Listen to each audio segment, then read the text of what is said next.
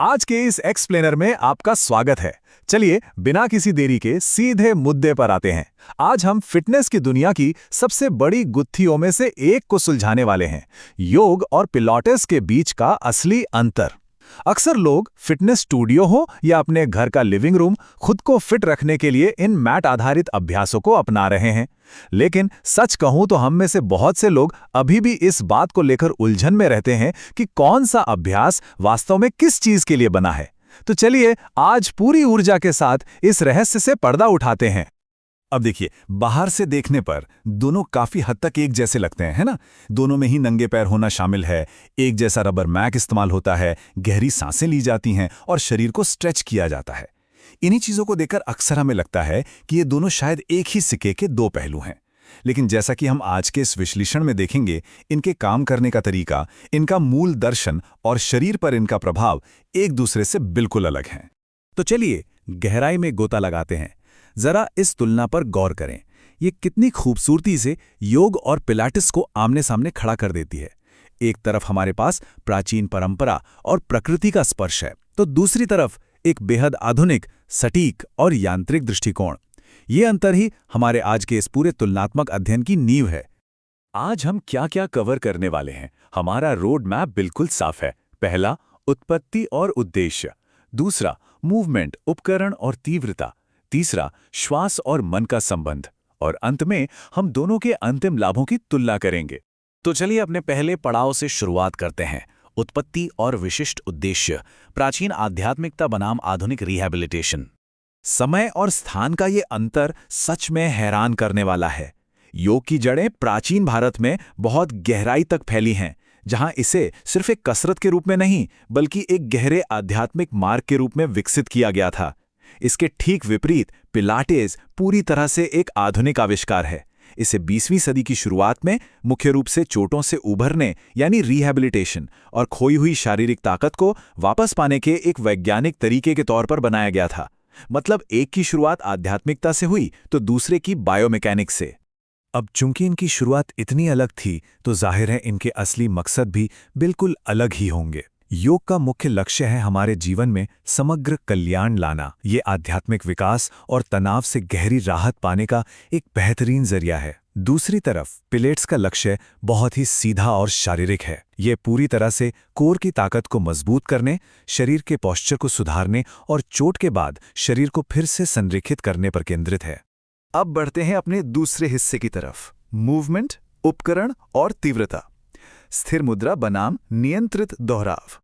योग के पूरी शारीरिक कार्य प्रणाली का मुख्य आधार आसन होते हैं। सरल शब्दों में कहें तो आसन का मतलब है एक विशिष्ट शारीरिक मुद्रा में खुद को ढालना और फिर उसे रोक कर रखना। योग में लगातार हिलते डुलते रहने के बजाय शरीर को एक स्थिति में स्थिर रखने पर जोर दिया जाता है। इसी ठहराव से शरीर में लचीलापन बढ़ता है और एक गजब का संतुलन स्थापित होता है। यह अपने ही मांसपेशियों को चुनौती देने का एक बहुत ही शांत तरीका है।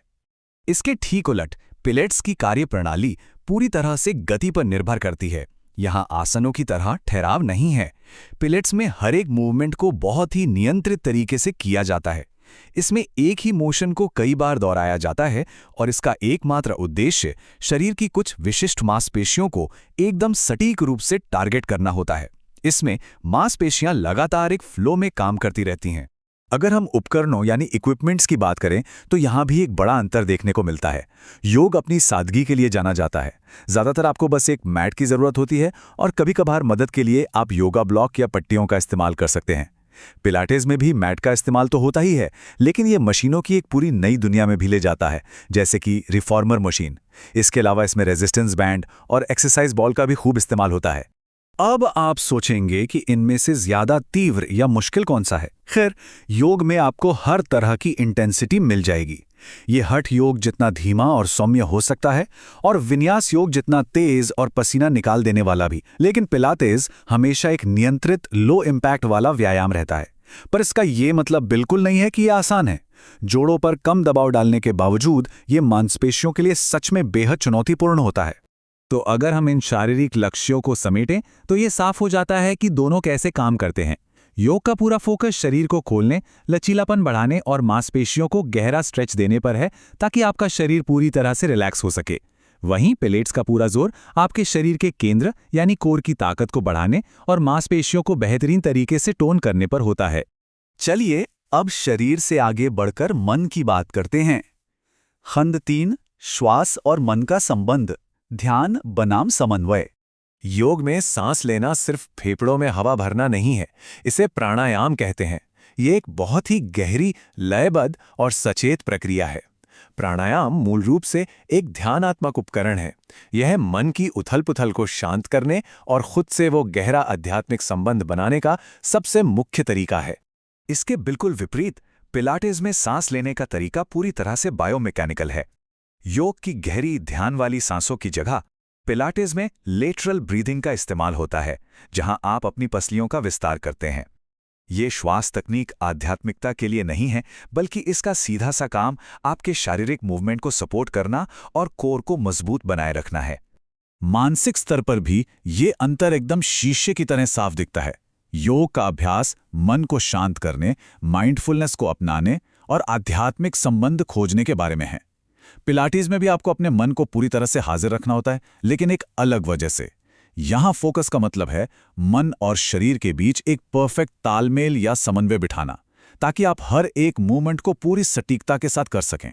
यहां एक बात और स्पष्ट कर देना बहुत जरूरी है, और शायद ये सबसे बड़ा अंतर भी है। योग की संस्कृति में मंत्रों का उच्चारण और एक पूरा जीवन दर्शन शामिल है। ये महज एक कसरत नहीं, एक जीवन शैली है। वहीं पिलाटीज विशुद्ध रूप से एक शारीरिक फिटनेस प्रणाली है। इसमें कोई मंत्र या आध्यात्मिक पहलू शामिल नहीं है। ये 100% शरीर की यांत्रिकी यानी बायोमैकेनिक्स पर आधारित है। तो अब आते हैं सबसे अहम सवाल पर। खंड 4, अंतिम लाभों की तुलना। आपके लिए क्या सही है? अगर हम इन दोनों के फायदों को एक साथ रखकर देखें तो तस्वीर बिल्कुल साफ हो जाती है। अगर आपका मुख्य लक्ष्य शरीर में बेहतरीन लचीलापन लाना, संतुलन सुधारना और एक शांत स्पष्ट मन पाना है, तो योग आपके लिए एकदम सही रास्ता है। लेकिन अगर आप एक मजबूत कोर बनाने, अपने पोस्चर को ठीक करने, किसी पुरानी चोट से उभरने और मांसपेशियों को टोन करने पर ध्यान दे रहे हैं, तो पिलाटीज के रिजल्ट्स का कोई मुकाबला नहीं है। तो अब इस पूरे एक्सप्लेनेर के बाद एक बड़ा सवाल हम सभी के सामने है। एक तरफ योग का आध्यात्मिक लचीलापन है जो मन को भीतर से शांत करता है, और दूसरी तरफ पिलाटीज की बायोमैकेनिकल ताकत है जो शरीर को फौलाद सा मजबूत बनाती है। इनमें से कौन सा रास्ता सही है? सच तो यह है कि कोई एक सही जवाब नहीं है। ये पूरी तरह इस बात पर निर्भर करता है कि आज आपके शरीर और मन की जरूरत क्या है। दोनों ही अपने आप में कमाल के अभ्यास हैं। इस एक्सप्लेनेर में हमारे साथ जुड़ने के लिए बहुत बहुत धन्यवाद। उम्मीद है अब आपको बिल्कुल साफ हो गया होगा कि जब भी कोई मैट पर कदम रखता है तो वास्तव में वहां क्या हो रहा होता है।